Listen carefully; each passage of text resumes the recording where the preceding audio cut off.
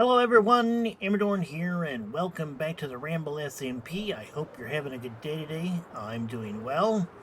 It feels so good to be flying again. Thank you, Endeavor, for the wings and the beacons. Yes, I built this crazy long bridge from the main island in the end all the way out to where this portal spawned, so that if people accidentally used it by mistake, they wouldn't like fall through the end or through the void like Endeavor did a couple of times. Just wanted to make sure that that didn't happen to somebody again. So yeah, I built this bridge out and I created a platform out there and pretty much lost my sanity in the process. Just grabbed several stacks of blocks and took off all my armor and pillared out. Yeah, yep, yep. That was a thing that I did. So now that I've regained a little bit of my sanity, I'm back here in the overworld, and in fact, I'm in the third floor of the Port Authority building. I have set up a villager breeder of sorts here. This back chamber over here has a small farm set up in it, with a couple of beds to keep these guys happy. This wall right here, it's got some glass in it, and it's got some trapdoors in it, so they can pass over to these beds, so they can, you know, do what they need to do to make little folks. The little folks will try to get to these beds. They'll cross over in that hole there, and they will fall down. When they fall down, they will go through those holes and into this water stream, and they will be carried all the way over to here, where they will grow up. And I can grab a hold of them with my carts and take them to wherever I need to go. I have actually been able to fill out most of these villager spots down here in the in the Port Authority building. We got these guys set up right here. And I only have like a few slots left over here. I think like 1, 2, maybe 4. Yep. So we're almost done with that. I have started to do a little bit of decoration up here. We've got this kind of little office area around here, which is just for looks. There's no real function to this at all.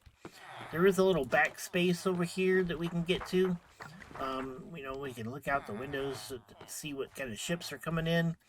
And there's a crafting table here so that if I need to, I can use that to make some blocks.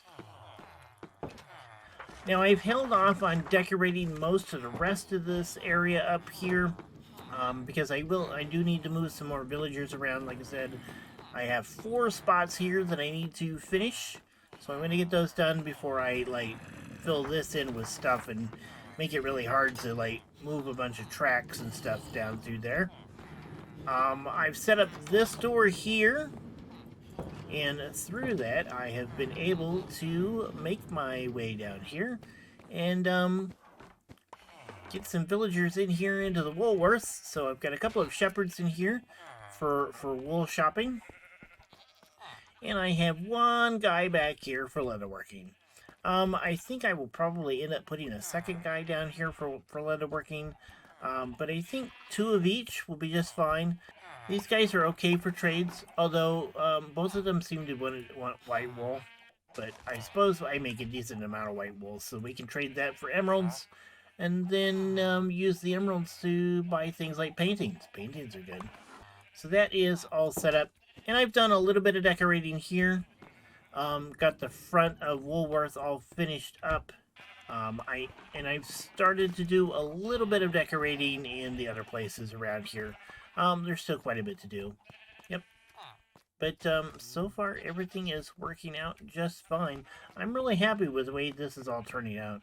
I've started putting building signs up. So this is Mr. Hooper's here is 227 in street signs. So we got Broadway and 5th Avenue over here. We have Broadway and 1st up there. We've got West Street over there. 10th Avenue is down there.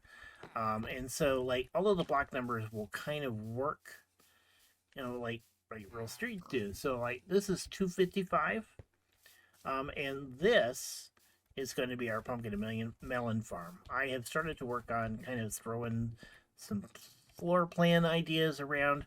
I'm thinking about this sort of pattern for the floor with some terracotta. I think this will look pretty cool.